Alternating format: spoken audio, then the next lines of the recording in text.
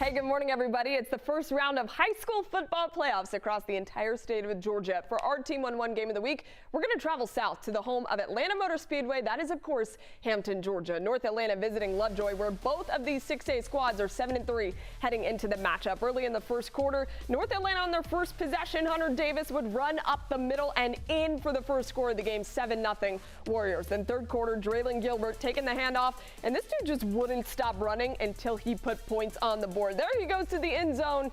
First points of the game for the Wildcats, make it 23-7. Later in the fourth, Lovejoy down 6. Malachi Lightfoot looking to go deep, but the Warriors D coming up big. There's Charles Greer picking it off into the end zone, and the Warriors, they advance, winning their first playoff game in school history. 30-17 the final. Coach said only 2 words to his team while his team was trying to hold on in the second half. Keep playing. You know, we've been in tight ball games. Like I said, we started the season at the Corky Kell, had to come from behind to win that one. So our guys have been in that spot before, and they always believe we're going to win.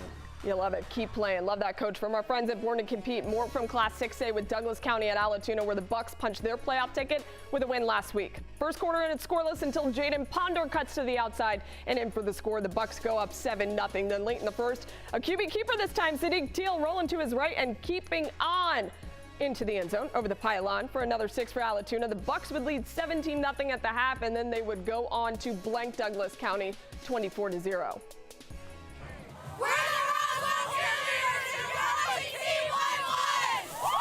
Thank you, ladies. 9-win region champion Roswell hosting a Lanier squad who had last week off, first ever meeting between the two. This one all Hornets, though. Quarterback KJ Smith to Christopher Elko, who takes it in for a touchdown. Roswell with the early lead. You're going to hear those names again. Later, Smith again. He's looking for the end zone.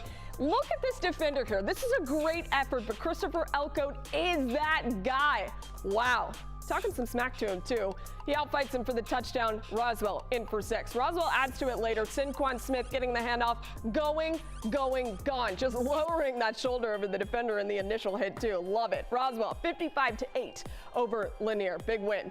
Over to 2A. Columbia at North Cobb Christian. Only 1 loss on the season for North Cobb this year. First quarter scoreless game. QB Matty Go throwing a fade to Braden Willoughby, but it is picked off by Savian Campbell in the end zone. Sad cheerleaders on the sideline. Scoreless in the second quarter. The reverse to Georgia Tech commit Jacob Cruz. This dude almost doing a backflip into the end zone. Spins the football. Make it 7-0 Eagles in blue. That lead would hold until the fourth. Crazy play here. North Cobb Christian has their kick blocked. Columbia's Kadarius Bailey tries to pick it up and return it. Bijiti Guerrier knocks the ball loose, and Gabe Forston hops on it for a touchdown. This is what you get in the playoffs, folks. It's crazy. And guess who that is? That is Mom. Check it out. There's my baby in the picture. Love it. They go on to win 14-6 the final. North Cobb Christian advances to the second round. 2 4A schools in action. Stevenson hosting Pace Academy at Halford Stadium. It is the first time that these two have ever played each other. Good start for Pace here. Connor Phelan with the screen to Terrence Keel, and he does the rest. This dude has a second level when he runs, weaving through the defense and in for the touchdown. Keel, he would score the night's first 2 touchdowns, so Pace goes up 14-0. Then the Jaguars answer. They were tired of being down 2 scores. Devin Ingram gets in there himself. Stevenson cuts the lead 14-7. This was a wild game, though. Pace answers when Jordan Burns gets ahead of steam and bulldozes his way into the end zone, but Stevenson would not be denied. They rally from down 12 in the fourth quarter. Very tight ball game. Stevenson wins it 40-38. The Jaguars, they're moving on to next week in round 2.